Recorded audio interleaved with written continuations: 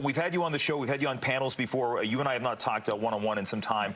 I'm curious, as a Democrat, as you've seen things play out with that CR battle last week, where does your party, where do they stand?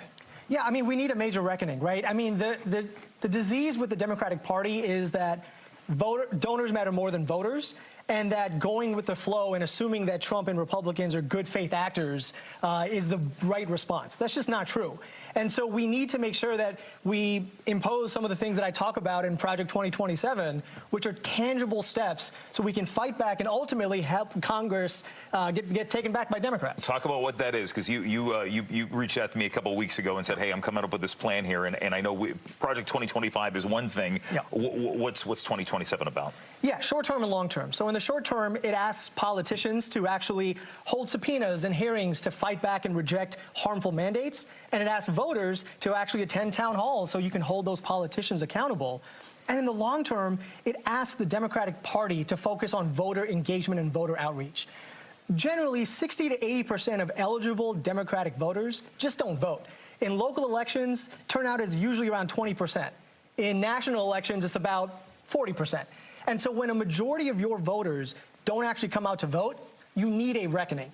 And so Project 2027 focuses on 8 key issues that are actually supported by a majority of Democratic voters, including those in rural and purple districts. Everything from access to safe abortions and gender-affirming care, a ban on fracking and drilling, making public college free, Medicare for all, universal background checks, supporting human rights in places like Gaza, a real living wage, and also election reforms like a ban on PAC donations, term limits, and also making sure that we have ranked choice voting. So some of the things that you talk about there, I know we discussed when you ran for Congress, yeah. and we saw that it was a big field, a big crowded field, which I believe third in that field. Third out of 16, yeah. So third out of 16, but the question is, how do you get people on board? Because they're aspirational. That's a big aspirational idea out there. How do you get people in what is a purple district? I mean, I'm not just talking about Maryland 6, but everywhere else. How do you get everybody on the same page? I mean, you're seeing people like AOC do it, right? The Democratic Party as a whole has the lowest approval rating in a very long time. And when you look at people like Bernie Sanders, who's getting tons of people to come out to his town halls and his crowd, when you're looking at people like AOC, who has one of the highest approval ratings among Democratic voters, that is showing that the progressive policies are something we should run towards, not run away from. Is she in your estimation, because look, we know that the right to some extent has done they threw a lot at her. They tried to villainize her quite a bit. She sort of moved away from the squad. I know she still aligns herself with many people, but she has become one of the most visible figures in this party. Is she the face of the Democratic Party moving ahead? Exactly, because of the policies and the progressive boldness that she is pushing forward. I mean, just look at it. The fact that you had 6 million fewer Democrats come out to vote for Harris in 2024 than did for Biden in 2020, it's because they want bold leadership. Trump offered a bold vision.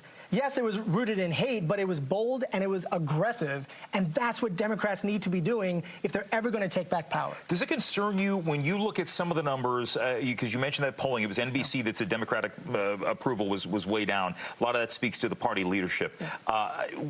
Young voters who normally have always trended towards the Democratic Party still favor Kamala Harris, but not to the numbers that they've seen in the past. How do you get younger voters who are going to start and they're going to keep casting ballots, maybe they're first at 18, and move on from there?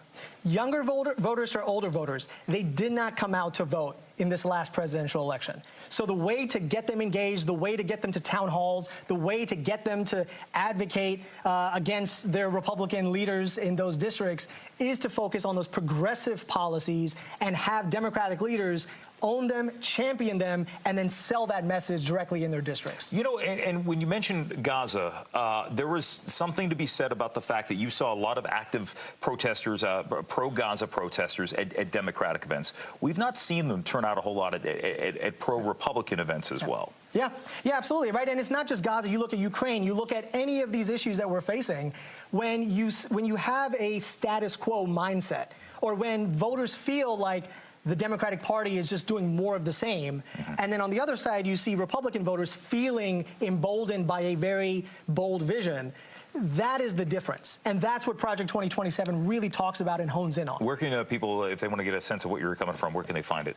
Yeah, they can follow me on all social media channels at Ashwani Jain and on Substack. But it's Project 2027. And again, if you have ideas or other things that the party should be doing, this is the time where we need to have those conversations.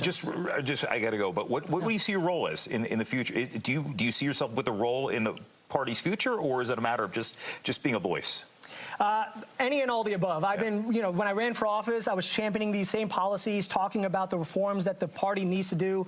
Ultimately, I care about the actual individual voter and the policies that are going to help their lives. Ashwani, got to go. Good to see you, man. Thanks for coming in tonight. We appreciate it. Yeah, appreciate it.